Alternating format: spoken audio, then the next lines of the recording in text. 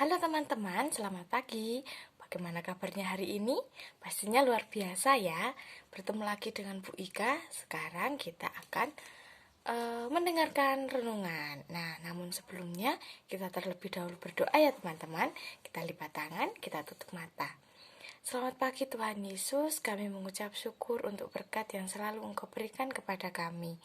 Tuhan Yesus, terima kasih untuk pagi yang indah ini. Pada saat ini kami siap untuk mendengarkan firman Tuhan. Terima kasih ya Tuhan, kami sudah berdoa dan mengucap syukur. Haleluya, amin.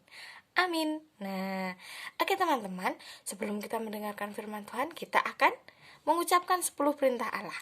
10 perintah Allah. 1. Jangan ada padamu Allah lain di hadapanku. 2. Jangan membuat bagimu patung berhala untuk disembah. 3. Jangan menyebut nama Tuhan Allahmu dengan sembarangan. 4. Ingatlah dan kuduskanlah hari Sabat. 5. Hormatilah ayahmu dan ibumu. 6. Jangan membunuh. 7. Jangan berzina. 8. Jangan mencuri. 9. Jangan mengucapkan saksi dusta. 10. Jangan mengingini barang apapun yang dipunyai sesamamu. Amin. Amin. Nah, teman-teman, cerita hari ini diambil dari Matius 28 ayat 1 sampai 20. Bu Ika bacakan ya. Dengan judul Kebangkitan Yesus. Setelah hari Sabat lewat, menjelang menyingsing fajar pada hari pertama minggu itu, pergilah Maria Magdalena dan Maria yang lain menengok kubur itu. Maka terjadilah gempa bumi yang hebat, sebab seorang malaikat turun dari langit dan datang ke batu itu dan menggulingkannya, lalu duduk di atasnya. Wajahnya bagaikan kilat dan pakaiannya putih bagaikan salju. Dan penjaga-penjaga itu gentar, ketakutan, dan menjadi seperti orang-orang mati. Mereka saking takutnya teman-teman.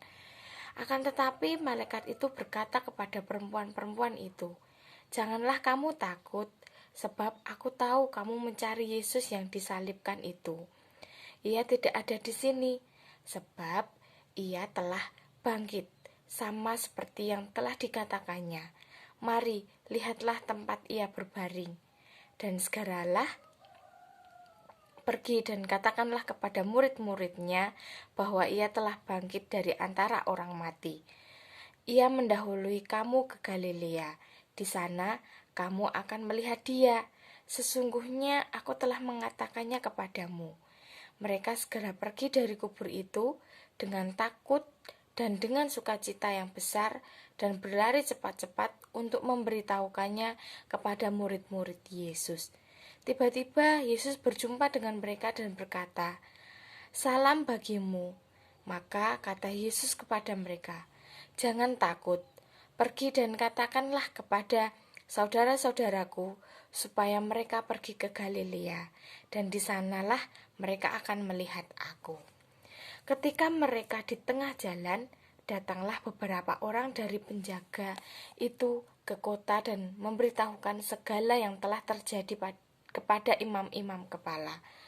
Dan sesudah berunding dengan tua-tua, mereka mengambil keputusan lalu memberikan sejumlah besar uang kepada serdadu-serdadu itu dan berkata, "Kamu harus mengatakan bahwa murid-muridnya datang malam-malam dan mencurinya ketika kamu sedang tidur. Dan apabila hal ini kedengar oleh wali negeri, kami akan berbicara dengan dia, sehingga kamu tidak beroleh kesulitan apa-apa."